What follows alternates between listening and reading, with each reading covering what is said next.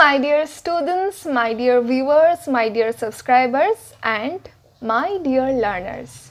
আশা করছি তোমরা সকলেই ভালো আছো, সুস্থ আছো। চলে এসেছি আজকে আরও একটি নতুন ক্লাস নিয়ে। আজকের বিষয় হলো ন্যায় দর্শন এবং ন্যায় দর্শনের ওপর আমি আজকে একটা ইন্ট্রোডাক্টরি পার্ট দিয়ে শুরু করব, কারণ আমার বিশ্বাস যে কোনো আলোচনায় শুরু থেকে শুরু হলে তবেই সেটা বুঝতে এবং বোঝাতে সুবিধা হয়। তো আজকে আমার ন্যায় দর্শনের প্রথম ক্লাস হচ্ছে, আর আজকে ন্যায় দর্শনের একটা ইন্ট্রোডাক্টরি পার্ট থেকে গভীরে গিয়ে আমরা ছোট্ট ছোট্ট জায়গাগুলো এবং ইম্পর্টেন্ট বিষয়গুলো নিয়ে আলোচনা করব, যাতে কোনো টপিক, কোনো অংশ, কোনো কথা, কোনো স্টেটমেন্ট এগুলো যেন মিস না হয়ে যায়। এবং আমি তোমাদেরকে বলতে পারি যে কোনো পরীক্ষার ক্ষেত্রেই কিন্তু ন্যায় দর্শন ভীষণভাবে গুরুত্বপূর্ণ। ন্যায় দর্শন থেকে 50-60% কোয়েশ্চেন আসার পসিবিলিটি থাকে। তো ন্যায় দর্শনকে কোনোভাবেই স্কিপ করা যাবে না, বা ন্যায় দর্শনকে কোনোভাবেই ওপরে টাচ করে পড়া যাবে না। ন্যায় দর্শনকে একটু গভীরে আলোচনা করতেই হবে। আর তোমরা জানো যে আমি যে কোনো টপিকের আলোচনা বা যে কোনো সম্প্রদায়েরই হোক না কেন, সেটা আমি ভূমিকা থেকে শুরু করতে আলোচনা করতে পছন্দ করি। তাই আজকে একটু ভূমিকা পর্ব দিয়েই আলোচনা শুরু হবে। তবে যতটা ক্লাস আজকে এগিয়ে নেওয়া যায় আমি চেষ্টা করব যে ততটাই আমরা এগিয়ে চলে যাব, যাতে পরবর্তী পার্টগুলো ন্যায় দর্শনের, কারণ ন্যায় দর্শন থেকে প্রচুর কিছু আলোচনা করার আছে। তাই এইভাবে আমি আজকের ক্লাসটা অনেকটাই করানোর চেষ্টা করব, যাতে শুরুর দিক থেকে ক্লাসটা বেশ অনেকটা এগিয়ে যায় এবং তারপর ধীরে ধীরে আমরা পার্ট বাই পার্ট প্রত্যেকটা জায়গা আলোচনা করব। তাহলে চলো কথা না বাড়িয়ে আজকের আলোচনা শুরু করছি। আর আলোচনার শুরুতে এইটুকুই বলবো যে আশা রাখি তোমরা নতুন কিছু জানতে পারবে, আর আলোচনাটাও আমি সহজভাবেই করব, যেমন প্রত্যেকটা আলোচনা করি। আশা করছি তোমরা নতুন কিছু শিখতে পারবে। আর অবশ্যই যদি তোমাদের ভালো লেগে থাকে তাহলে ভিডিওটা লাইক করতে, কমেন্ট করতে, শেয়ার করতে ভুলো না। আর যারা আমাদের পেজে নতুন রয়েছে তারা অবশ্যই পেজটাকে ফলো করে দিও। আর আমার নতুন লার্নারদের জন্য যারা ইউটিউব থেকে ভিডিওটা দেখছো তারা অবশ্যই কিন্তু সাবস্ক্রাইব করো। তো শুরু করছি আজকের পর্ব। আজকের পর্ব হলো ন্যায় দর্শনের ওপর। দেখো, ন্যায় দর্শনের কথা বললেই কিন্তু অনেকেই বিদ্রূপের সুরে বলে থাকে যে ন্যায় দর্শনের সঙ্গে অনেকটাই অন্যায় প্রসঙ্গ জড়িয়ে গেছে বা অন্যায় প্রসঙ্গ চলে এসেছে। কিন্তু তবুও এই রকমের বিদ্রূপ বাক্যবাণগুলো কিন্তু নৈয়ায়িকরা সহজে মেনে নেননি। তারাও কিন্তু তাদের নিজেদের যে অকাট্য যুক্তি, নিজেদের যে মতামতের জায়গা, সেটা খুব সুন্দরভাবে, খুব যথার্থভাবে তারা কিন্তু সুসজ্জিত করেছেন। ন্যায়শাস্ত্র যে মূলত কি, অর্থাৎ ন্যায়শাস্ত্র যে কোন কোন বিষয়গুলোকে নিয়ে ডিল করে, এই প্রশ্নের খুব সাধারণ একটা উত্তর হিসেবে এটা বলা যেতে পারে যে শাস্ত্রজ্ঞান কি, অজ্ঞানী বা কি, জ্ঞান এবং অজ্ঞানের মধ্যে কি পার্থক্য রয়েছে, বা এই যে জ্ঞান এবং অজ্ঞান এদের স্বরূপটা ঠিক কীরকম, এই সমস্ত প্রশ্নের উত্তর নিয়ে যেটা গভীরভাবে আলোচনা করে যে শাস্ত্র, সেই শাস্ত্রই হলো ন্যায়শাস্ত্র। অর্থাৎ আরেকটু স্পষ্টভাবে যদি আমরা দেখি তাহলে আমরা দেখব যে ন্যায় দর্শনে বা ন্যায় শাস্ত্র হলো এমন একটা শাস্ত্র যেখানে প্রমাণ কাকে বলে, যেখানে জ্ঞানের প্রামাণ্যতা বা জ্ঞানের অপ্রামাণ্যতা নিয়ে আলোচনা করা হয়, যেখানে কিভাবে আমরা যথার্থ জ্ঞান বা প্রকৃত জ্ঞান পেতে পারি সেটা নিয়ে আলোচনা করা হয়, এবং জ্ঞানের ক্ষেত্রে কোন দোষ থাকলে সেক্ষেত্রে যথার্থ জ্ঞানের উদয় হয় না এই নিয়ে আলোচনা করা হয়। এবং এই সমস্ত বিষয় যে শাস্ত্রে বিশেষভাবে বিচার করে সিদ্ধান্ত করা হয়েছে সেটাই হলো ন্যায়শাস্ত্র বা দ্য স্কুল অফ ন্যায়া। তাহলে এখানে কোন কোন বিষয়গুলো বলা হলো? এখানে বলা হলো যে প্রমাণ কাকে বলে এই নিয়ে ন্যায় দর্শনে আলোচনা করা হয়েছে, জ্ঞানের প্রামাণ্যতা বা জ্ঞানের অপ্রামাণ্যতা নিয়ে আলোচনা করা হয়েছে, কিভাবে আমরা যথার্থ জ্ঞান বা প্রকৃত জ্ঞান পেতে পারি সেটা নিয়ে আলোচনা করা হয়েছে, এবং জ্ঞানের ক্ষেত্রে কোন দোষ থাকলে সেক্ষেত্রে যথার্থ জ্ঞানের উদয় হয় না এই বিষয় নিয়ে যেখানে আলোচনা করা হয়েছে, এবং বলা যেতে পারে যে বিচার বিশ্লেষণ করে যেখানে সিদ্ধান্ত নেওয়া হয়েছে যে শাস্ত্রে, সেটাই হলো ন্যায়শাস্ত্র। প্রকৃতপক্ষে বলতে গেলে জ্ঞানের যে প্রকৃষ্ট বা সর্বোৎকৃষ্ট তত্ত্বের বিষয়ে যেখানে আলোচনার জায়গা, সেই আলোচনার জায়গায় যেখানে পাশ্চাত্য দর্শন বা ওয়েস্টার্ন ফিলসফি একেবারেই সর্বদাই তারা নীরব থেকেছে, তারা কোনো কথা বা তারা কোনো আলোচনা করেনি, সেই জায়গায় সেখানে জ্ঞানের প্রামাণ্য তত্ত্বের যে নির্ণয়, সেই নির্ণয় করেছে ন্যায় দর্শন। অর্থাৎ এই জ্ঞানের প্রামাণ্য তত্ত্বের জায়গায় কিন্তু আমরা ওয়েস্টার্ন ফিলসফিতে সেরকম কোনো ব্রড আলোচনা দেখি না, কিন্তু সেই কঠিন কাজটাই কিন্তু করে দেখিয়েছে আমাদের ন্যায় দর্শন। তো সেই জায়গাটাই বলা হচ্ছে জ্ঞানের প্রকৃষ্ট বা জ্ঞানের সর্বোৎকৃষ্ট তত্ত্বের বিষয়ে যে আলোচনা, সেই আলোচনায় কিন্তু ওয়েস্টার্ন ফিলসফি সর্বদাই নীরব থেকেছে এবং এই কঠিন কাজটাই যে তত্ত্বের বিশ্লেষণের যে নির্ণয়, সেটা করেছে ন্যায় দর্শন। তো আরেকটা জায়গা রয়েছে, দেখো যখন প্রশ্ন করা হচ্ছে যে জ্ঞান কি, তখন সেখানে এই প্রশ্নের উত্তরে প্রখ্যাত দার্শনিকরা কিন্তু তাদের নিজেদের যে মতামত, তাদের নিজেদের মতন করে সেটা ব্যাখ্যা করেছে। এবং এই প্রসঙ্গে ভগবান শঙ্কর স্বামী কিন্তু খুব সহজ সরল ভাষায় তিনি বলছেন যে জ্ঞান হলো মুক্তি লাভের উপায় এবং এই জ্ঞানের দ্বারাই কিন্তু ব্রহ্মকে জানা যায়, ব্রহ্মকে দেখা যায়। সুতরাং তার মতে জ্ঞানই হলো মুক্তির হেতু বা মুক্তির কারণ, তাই জন্য তিনি বলছেন জ্ঞানাৎ মুক্তি। ঠিক আছে, সুতরাং শঙ্কর স্বামী বলছেন যে জ্ঞান হলো মুক্তির উপায় বা মুক্তি লাভের উপায় এবং এই জ্ঞানের দ্বারাই ব্রহ্মকে জানা যায়, ব্রহ্মকে দেখা যায়। তাই ভগবান শঙ্কর স্বামী বলছেন যে জ্ঞানাৎ মুক্তি। তবে যাই হোক, ন্যায় দর্শনের আলোচনার শুরুতে ন্যায় দর্শন সম্পর্কে যে কটা কথা বা যে কটা বিষয় উল্লেখ না করলেই নয়, সেটা হলো যে ন্যায় দর্শনের প্রতিষ্ঠাতা হলেন মহর্ষি গৌতম বা মহর্ষি অক্ষপাদ। মহর্ষি গৌতমা বা Maharshi Gautama is the founder of Nyaya school.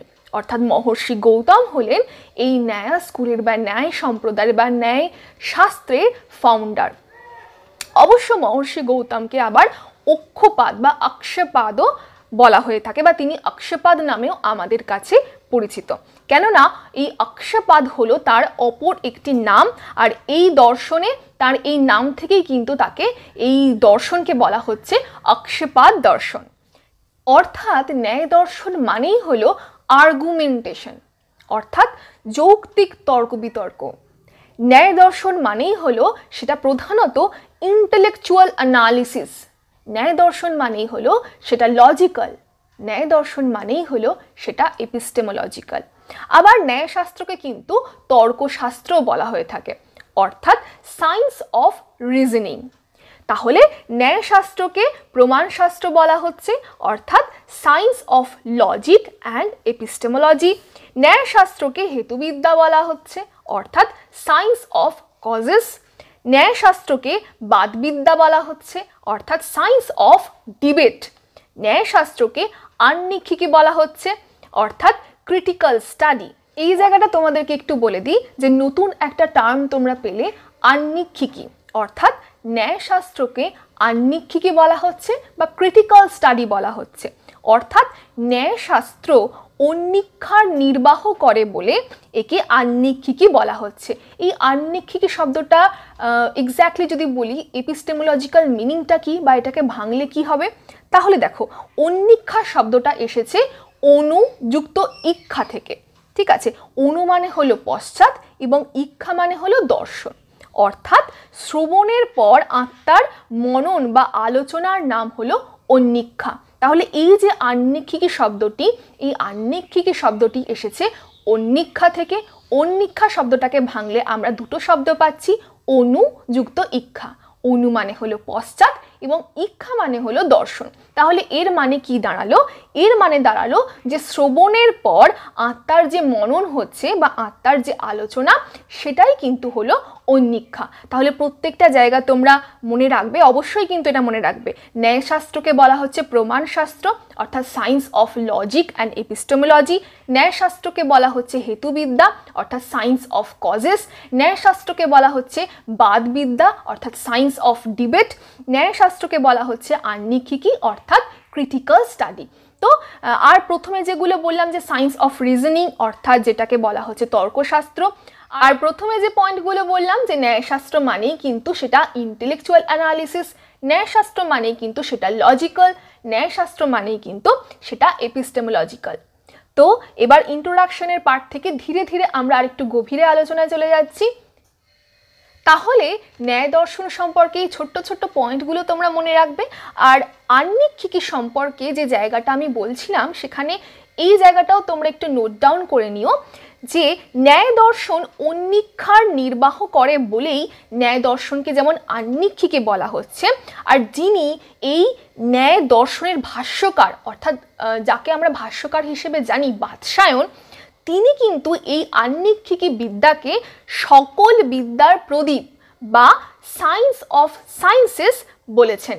অর্থাৎ ন্যায় দর্শনের যিনি ভাষ্যকার বাৎসায়ন, তিনি এই আন্নিক্ষিকি দর্শনকে বা এই ন্যায় দর্শনকে সকল বিদ্যার প্রদীপ বলেছেন, যেটাকে ইংরাজিতে বলা হচ্ছে সায়েন্স অফ সায়েন্সেস।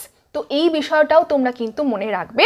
এছাড়াও এই ন্যায় দর্শনকে বা এই ন্যায় শাস্ত্রকে যাবতীয় সমস্ত কাজের উপায় অর্থাৎ মিনস এবং সকল ধর্মের আশ্রয় বলা হয়েছে। তো এই ছোট্ট ছোট্ট জায়গাগুলো কিন্তু ভীষণ ইম্পর্টেন্ট, কারণ কখন কোন জায়গাটা থেকে প্রশ্ন তুলে দেবে আমরা কিন্তু জানি না। তো আমাদেরকে কিন্তু এই প্রত্যেকটা বিষয় নোট ডাউন করতে হবে, এবং যে কারণেই কিন্তু এই পয়েন্টগুলো আমি এত ধরে ধরে আলোচনা করছি। আশা করছি তোমাদের কাছে সহজভাবে বিষয়টা তুলে ধরতে পারছি, এবং তোমরা যারা নতুনভাবে দর্শন পড়ছো, যারা এখনো পর্যন্ত কলেজ ইউনিভার্সিটি লেভেলে পড়াশোনা করছো, তাদের আমি বলবো তারা কিন্তু অবশ্যই একটা নোট ডাউন করবে, একটা খাতায় কিন্তু পয়েন্টগুলো তুলে রাখবে। এতে তোমাদেরই ভবিষ্যতে জিনিসটা মনে রাখতে সুবিধা হবে। তো এবার আমি তোমাদেরকে যে জায়গাটা বলবো সেই জায়গাটা শুধুমাত্র পয়েন্ট আউট করলে হবে না, তোমাদেরকে কিন্তু অবশ্যই এটা মুখস্থ করে ফেলতে হবে। আর আরেকটা বিষয় আমি তোমাদেরকে বলতে চাই যে বিভিন্ন ন্যায় দর্শনের উপরে যে অথেন্টিক বইগুলো রয়েছে অর্থাৎ পুরনো যে বইগুলো রয়েছে, সেখানে কিন্তু আমরা মহর্ষি অক্ষপাদ গৌতম তার এই নামটা পেয়ে থাকি। আর এখনকার দিনের বেশ কিছু নতুন ভার্সনের বই রয়েছে, সেখানে আমরা শুধু মহর্ষি গৌতম বলেই তার নামের উল্লেখ পেয়ে থাকি। তো ঠিক আছে, এবার মহর্ষি অক্ষপাদ গৌতম প্রণীত যে অক্ষপাদ দর্শন বা অক্ষপাদ দর্শন বা ন্যায় দর্শনের তার কিছু বেশ গুরুত্বপূর্ণ যে গ্রন্থগুলো রয়েছে, সেই গ্রন্থগুলো এবং গ্রন্থকারদের নামগুলো আমরা বিশদে একটু জেনে নেব। তাহলে চলো মহর্ষি গৌতম প্রণীত তার যে ন্যায় শাস্ত্র বা ন্যায় দর্শন, তার উপরে যে গুরুত্বপূর্ণ গ্রন্থ এবং গ্রন্থকারদের নাম রয়েছে সেগুলো কি কি এক নজরে দেখে নিই। তো এই ন্যায় দর্শনের উপর মহর্ষি গৌতম যে গ্রন্থটি রচনা করলেন সেটি হলো ন্যায়সূত্র, এবং এই ন্যায়সূত্রই হলো ন্যায় দর্শনের আকর গ্রন্থ। আর এই ন্যায়সূত্রের মধ্যে রয়েছে মোট 5টি অধ্যায়। এই প্রত্যেকটা অধ্যায় আবার 2টি করে আহ্নিক বা 2টি করে পরিচ্ছেদে বিভক্ত। এই ন্যায়সূত্রের মোট সূত্র সংখ্যা হলো 528, অর্থাৎ এই ন্যায়সূত্রের মধ্যে মোট 528টি সূত্র রয়েছে। তাহলে আমরা কি জানলাম যে ন্যায় দর্শনের যে মূল আকর গ্রন্থ সেটি রচনা করলেন মহর্ষি গৌতম, যার নাম হলো ন্যায়সূত্র। এই ন্যায়সূত্রের মধ্যে রয়েছে মোট 5টি অধ্যায়, এবং এই 5টি অধ্যায়ের আবার প্রত্যেকটি অধ্যায়ের 2টো করে পরিচ্ছেদ বা 2টো করে আহ্নিক রয়েছে, এবং ন্যায়সূত্রের মধ্যে রয়েছে মোট 528টি সূত্র। এবার আমরা ন্যায় দর্শনের উপরে বেশ কিছু উৎকৃষ্ট গ্রন্থের তালিকা দেখে নেব। প্রথমেই রয়েছে বাৎসায়নের ন্যায়ভাষ্য, উদ্যোতকরের ন্যায়বার্তিক, মল্লীনাথের নিষ্কণ্টকা, জয়ন্ত ভট্টের ন্যায়মঞ্জরি, বাচস্পতি মিশ্রের তাৎপর্য টিকা, উদয়নাচার্যের তাৎপর্য পরিশুদ্ধি। তবে ন্যায় দর্শন এতটাই বহু গুণী মানুষের কাছে সমাদৃত হয়েছে যে এগুলো ছাড়াও কিন্তু বা এই গ্রন্থগুলো ছাড়াও ন্যায় দর্শনের উপর আরও অসংখ্য গ্রন্থ আমরা দেখতে পাই। যেমন ধরো কুসুমাঞ্জলি, বৌদ্ধাধিকার, তত্ত্বচিন্তামণি, শব্দশক্তি প্রকাশিকা, তারপরে হচ্ছে মুক্তিবাদ। এগুলো হলো নব্য ন্যায়ের উপর বিশেষ বিশেষ কিছু প্রচলিত গ্রন্থ। তবে এছাড়াও আমি আরও বেশ কয়েকটা গ্রন্থের নাম বলবো, যেমন রঘুনাথ শিরোমণির দ্বিধীতি প্রকাশ এবং তত্ত্বচিন্তামণির টিকা, হরিরামকৃত টিকা গ্রন্থ, জগদীশ তর্কালঙ্কারের তর্কামৃত ও মাথুরী, অন্নং ভট্টের তর্ক সংগ্রহ, তারপরে ধরো গদাধর ভট্টাচার্যের গদাধরী, ভবানন্দ সিদ্ধান্ত বাগীশের টিকা গ্রন্থ, এবং সেই টিকা গ্রন্থের ওপর আবার মহাদেব পুস্তামকর আরও একটি টিকা গ্রন্থ রচনা করেন। এবং সর্বশেষ যেটা বলবো সেটা হলো বিশ্বনাথের ন্যায়কারিকা এবং সিদ্ধান্ত মুক্তাবলী। তাহলে প্রত্যেকটা গ্রন্থের নাম আমি আরও একবার বলে দিচ্ছি, তোমরা চাইলে যদি কারোর লিখতে মিস্টেক হয়ে যায় তাহলে সে লিখে নাও। প্রথমে আমি বলবো বাদশায়নের ন্যায়ভাষ্য, উদ্যোতকরের ন্যায়বার্তিক, মল্লিনাথের নিষ্কণ্টকা, জয়ন্ত ভট্টের ন্যায়মঞ্জরি, বাচস্পতি মিশ্রের তাৎপর্য টিকা, উদয়নাচার্যের তাৎপর্য পরিশুদ্ধি। এবার আমি নব্য ন্যায়ের যে বিশেষ বিশেষ কিছু প্রচলিত গ্রন্থ রয়েছে সেই গ্রন্থগুলোর নাম আমি উল্লেখ করছি, যেমন কুসুমাঞ্জলি, বৌদ্ধাধিকার, তত্ত্বচিন্তামণি, শব্দশক্তি প্রকাশিকা, মুক্তিবাদ। ঠিক আছে, এবার আমি আরও যে গ্রন্থগুলোর নাম বললাম সেগুলো হলো রঘুনাথ শিরোমণির দ্বিধীতি প্রকাশ ও তত্ত্বচিন্তামণির টিকা, হরিরামকৃত টিকা গ্রন্থ, জগদীশ তর্কালঙ্কারের তর্কামৃত ও মাথুরী, অন্নং ভট্টের তর্ক সংগ্রহ, গদাধর ভট্টাচার্যের গদাধরী, ভবানন্দ সিদ্ধান্ত বাগীশের টিকা গ্রন্থ এবং সেই টিকা গ্রন্থের ওপর আবার মহাদেব পুস্তামকর আরও একটি টিকা রচনা করেন, এবং বিশ্বনাথের ন্যায়কারিকা এবং সিদ্ধান্ত মুক্তাবলী। এবং এই প্রসঙ্গে তোমাদেরকে এটাও জেনে রাখতে হবে যে রঘুনাথ শিরোমণি হলেন এই নব্য ন্যায়ের প্রবর্তক। অর্থাৎ আমরা ন্যায়ের মধ্যে দুটো মেন ভাগ দেখতে পাই, একটা হলো প্রাচীন ন্যায় আর একটা হলো নব্য ন্যায়। প্রাচীন ন্যায় যেটা শুরু হচ্ছে মহর্ষি গৌতমের হাত ধরে, এবং নব্য ন্যায় যেটা শুরু হচ্ছে সেটা হলো রঘুনাথ শিরোমণির হাত ধরে। দেখো, ভারতীয় দর্শনের একটা বড়সড় জায়গা যেটা কিন্তু আমরা প্রত্যেকটা ক্ষেত্রেই দেখি যে ভারতীয় দর্শন হলো এক প্রকার বলা যায় দুঃখবাদী দর্শন। অর্থাৎ ভারতীয় দর্শন সম্পর্কে জানতে গেলে এই দুঃখবাদী দর্শন এই কনসেপ্টটা কিন্তু অটোমেটিক্যালি চলে আসে, এবং বলাই যায় যে ন্যায় দর্শনও কিন্তু এই পন্থাতেই, অর্থাৎ দুঃখবাদী দর্শনের যে পন্থা এই পন্থাতেই বিশ্বাসী। এবং ন্যায় দর্শনে কিন্তু এই কথাই বলা হচ্ছে যে এই জগৎ সংসার হলো দুঃখময়, অর্থাৎ জগৎ সংসারের সমস্ত কিছুর মধ্যেই কিন্তু দুঃখ জড়িয়ে রয়েছে। কিন্তু এই দুঃখ কেন আসে, কোথা থেকে আসে, এই দুঃখ আমরা পাই কেন? বলা হচ্ছে যে আমরা দুঃখ পাই আমাদের প্রবৃত্তির জন্য। এই প্রবৃত্তিটা কেন হয়? জন্মগ্রহণের ফলেই কিন্তু জীবের মধ্যে এই প্রবৃত্তিটা আসে। সুতরাং জগৎ সংসারে জীবের জন্মগ্রহণ করাকে যদি আমরা রোধ করতে না পারি, যদি রোধ করা না যায়, তাহলে কিন্তু আমরা কখনোই দুঃখের হাত থেকে মুক্তি পাবো না। তাই জন্যই বলা হচ্ছে যে জগৎ সংসারে জীবের জন্মগ্রহণকে যদি রোধ করা যায় তাহলেই কিন্তু জীবের মুক্তি সম্ভব, বা জীবের দুঃখের হাত থেকে নিবৃত্তি সম্ভব। সুতরাং এখান থেকে আমরা দুটো বিষয়কে আমরা জানতে পারলাম। প্রথমটা হলো যে আমাদের জন্মের হেতু হলো প্রবৃত্তি। আর এই প্রবৃত্তির হেতু কি? এই প্রবৃত্তির হেতু হলো দোষ। এই দোষ হলো তিন প্রকার। প্রথমটা হলো রাগ বা আসক্তি, দ্বিতীয়টা হলো দেশ। এই দেশ কিন্তু দয় একার তালব্যস্য নয়, এই দেশ হলো দয় বয় একার পেট কাটা মূর্ধন্যস্য, এবং তৃতীয়টা হলো মোহ বা প্রমাদ। অর্থাৎ এখান থেকে আমরা দুটো বিষয় জানতে পারলাম, আমাদের জন্মের হেতু যেটা হলো প্রবৃত্তি, আর এই প্রবৃত্তির হেতু হলো দোষ। দোষ হলো তিন প্রকার, প্রথমটা হলো রাগ বা আসক্তি, দ্বিতীয়টা হলো দেশ, এবং তৃতীয়টা হলো মোহ বা প্রমাদ। তবে এখান থেকে কিন্তু আমরা আরও একটা বিষয়ও জানতে পারলাম, সেটা হলো আমাদের দোষের হেতু। আমাদের দোষের হেতু কি? আমাদের দোষের হেতু হলো আমাদের মিথ্যা জ্ঞান বা আমাদের ভ্রান্ত জ্ঞান বলতে পারি। সুতরাং এই মিথ্যা জ্ঞানকে যদি আমরা উচ্ছেদ না করতে পারি, ঠিক আছে, আমরা যদি এই মিথ্যা জ্ঞানকে যদি সরিয়ে ফেলতে না পারি, তাহলে কিন্তু আমাদের দুঃখের নিবৃত্তি হবে না, ঠিক আছে, বা দুঃখের নিবৃত্তি সম্ভব হবে না। কিন্তু তার জন্য আমাদের শরীরের সঙ্গে আমাদের ইন্দ্রিয়গুলোর সম্বন্ধকে কিন্তু থাকলে চলবে না। অর্থাৎ আমাদের শরীরের সঙ্গে আমাদের ইন্দ্রিয় সম্বন্ধকে কিন্তু এই সম্বন্ধ বা এই যোগাযোগটাকে কিন্তু বন্ধ করতে হবে, এবং তার ফলেই কিন্তু শরীর থেকে আমাদের আত্মার যে বিচ্ছেদ সেই বিচ্ছেদ ঘটবে, এবং আত্মার বিচ্ছেদ ঘটলেই কিন্তু আত্মার প্রকৃত মুক্তি হবে।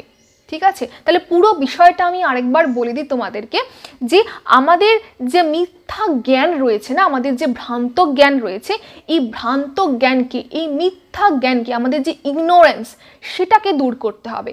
সেটাকে দূর করতে না পারলে কিন্তু আমাদের দুঃখের নিবৃত্তি হবে না। এবং তার জন্য এই মিথ্যা জ্ঞানকে দূরীভূত করার জন্য আমাদের শরীরের সঙ্গে আমাদের ইন্দ্রিয়ের সংযোগকে বিচ্ছেদ করতে হবে। ঠিক আছে, আমাদের শরীরের সঙ্গে ইন্দ্রিয়ের সম্পর্ক বা সংযোগকে বিচ্ছিন্ন করলেই কিন্তু আমাদের আত্মার বিচ্ছেদ ঘটবে, এবং এই আত্মার বিচ্ছেদ ঘটলেই কিন্তু আত্মার প্রকৃত জ্ঞান সে অর্জন করতে পারবে, আত্মার যে প্রকৃত মুক্তি সেটা সম্ভবপর হবে। অর্থাৎ এখানে আসল কথাটা কি বলতো? এখানে আসল কথাটা হলো যে আত্মার জড় অবস্থা প্রাপ্তিতেই তার মুক্তি। অর্থাৎ আত্মাকে জড় পদার্থের মতন সুখ, দুঃখ এবং সকল প্রকার জ্ঞানের অতীত হতে হবে, তবেই কিন্তু তার মুক্তি ঘটবে। অর্থাৎ একটা জড় পদার্থের মধ্যে যেমন সুখ, দুঃখ বা কোনো প্রকার এই অনুভব বা কোনো প্রকার জ্ঞান থাকে না, ঠিক তেমনই আত্মাকে সেই রকম জড় পদার্থের ন্যায় সুখ, দুঃখ এবং সকল জ্ঞানের অতীত হতে হবে, এবং তাহলেই কিন্তু এই আত্মার মুক্তি ঘটবে। কিন্তু এখন প্রশ্ন হলো যে আমাদের এই মিথ্যা জ্ঞান বা এই ভ্রান্ত জ্ঞানের হাত থেকে আমরা কিভাবে মুক্তি পাব? তার উত্তরে ন্যায় দর্শন বলছে যে মিথ্যা জ্ঞানের বিনাশ কিন্তু সম্ভব। ঠিক আছে, এবং সেটা কিভাবে সম্ভব? সেটা সম্ভব একমাত্র তত্ত্বজ্ঞানের দ্বারা। অর্থাৎ ইহ জগতের যে যাবতীয় পদার্থের তত্ত্বজ্ঞানের আলোচনা রয়েছে, সেই তত্ত্বজ্ঞানের আলোচনা যদি করা যায়, তাহলে যে কোনো জীব বা যে কোনো মুমুক্ষুত্ব ব্যক্তি কিন্তু এই মিথ্যা জ্ঞানের বিনাশ করতে পারবে। অর্থাৎ ইহ জগতের যাবতীয় যে বিষয় রয়েছে, সেই যাবতীয় পদার্থ বিষয়ে তত্ত্বজ্ঞানের আলোচনা করলেই কিন্তু জীবের বা মুমুক্ষুত্ব ব্যক্তির কিন্তু এই মিথ্যা জ্ঞানের বিনাশ করা সম্ভব। ফলত সেই সাধকের বা সেই জীবের বা সেই মুমুক্ষুত্ব ব্যক্তির যাবতীয় দুঃখের চির অবসান ঘটবে এবং সে নিঃশ্রেয়সের অধিকারী হবে। এই যে নতুন একটা ট্রাম পেলে তোমরা, নিঃশ্রেয়স, এই সম্পর্কেও তোমাদেরকে দু এক কথা বলে দিই যে নিঃশ্রেয়স কি? নিঃশ্রেয়স হলো নিশ্চিত মঙ্গল। ঠিক আছে, আর এই অধ্যাত্মবিদ্যার নিঃশ্রেয়সটা কি? এই অধ্যাত্মবিদ্যা অর্থাৎ এটাকে স্পিরিচুয়াল স্টাডি বলা হচ্ছে। ঠিক আছে, এই অধ্যাত্মবিদ্যার নিঃশ্রেয়স কি? এই অধ্যাত্মবিদ্যার নিঃশ্রেয়স হলো মোক্ষ বা মুক্তি বা লিবারেশন। ঠিক আছে, তো এই নিঃশ্রেয়স শব্দের অর্থ হলো নিশ্চিত মঙ্গল, এবং এই অধ্যাত্মবিদ্যার নিঃশ্রেয়সটা কি?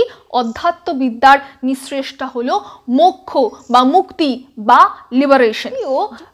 ন্যায় দর্শনে কিন্তু মহর্ষি গৌতম এই মোক্ষ বা এই মুক্তির যে বিষয়টা সেটা একটু অন্য রকম করে বর্ণনা দিয়েছেন বা অন্য রকমভাবে তিনি ডেসক্রাইব করেছেন।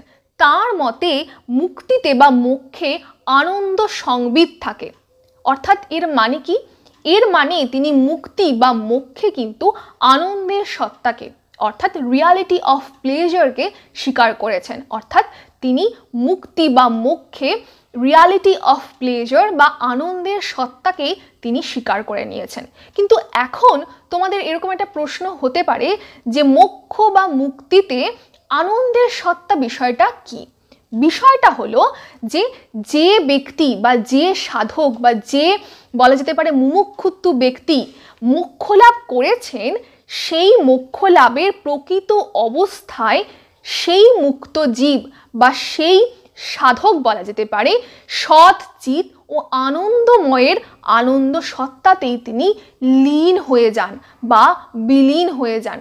আরও একবার বলছি, এই মোক্ষ বা মুক্তিতে আনন্দের সত্তা হলো যে ব্যক্তি বা যে সাধক মোক্ষ লাভ করেছেন, সেই মোক্ষ লাভের প্রকৃত অবস্থায় সেই মুক্ত জীব বা সেই সাধক সৎ চিত ও আনন্দময়ের আনন্দ সত্তাতেই তিনি লীন হয়ে যান বা তিনি বিলীন হয়ে যান। এর পরবর্তী অংশে আমরা ন্যায় দর্শনের যে প্রমাণ তত্ত্ব সেই প্রমাণ তত্ত্ব নিয়ে আলোচনা করব। আজকের পর্বটা একটু দীর্ঘ হয়ে গেল, কিন্তু এইভাবে একটা পর্বে এই ইন্ট্রোডাকশন বা ভূমিকাটা আলোচনা না করলে পরবর্তীতে আমাদেরকে আবারও শুরু থেকে আলোচনা করতে হতো। তাই তোমরা যারা ধৈর্য ধরে পুরো ভিডিওটা দেখলে তাদেরকে অসংখ্য ধন্যবাদ। কেমন লাগলো বা কেমন ধরনের তোমাদের যদি কোনো প্রশ্ন থেকে থাকে, বিশেষ করে কোনো জায়গায় কোনো ধরনের যদি কোনো প্রশ্ন থাকে, তাহলে অবশ্যই কিন্তু তোমরা কমেন্ট করে বা মেসেজ করে আমাদের জানাতে পারো। তো আজকের পর্বটা আমরা এখানে শেষ করছি। ন্যায় দর্শনের ওপর সেকেন্ড পার্ট আসবে, যেখানে আমরা ন্যায় দর্শনের প্রমাণ তত্ত্ব নিয়ে আলোচনা করব। তাহলে আজকের পর্বটা আমরা এখানেই শেষ করলাম। আর যদি ভালো লেগে থাকে তাহলে অবশ্যই লাইক, কমেন্ট, শেয়ার করতে ভুলো না। ইউটিউব থেকে যারা এই ভিডিওটি দেখছো তারা অবশ্যই কিন্তু আমাদের চ্যানেলটিকে সাবস্ক্রাইব করে রেখো, এবং ফেসবুক থেকে দেখলে অবশ্যই পেজটিকে ফলো করে আমাদের সাথে থেকো। অন্যান্য ভিডিওগুলো আসতে চলেছে আমাদের নতুনভাবে এই পেজে এবং ইউটিউবে। Thank you.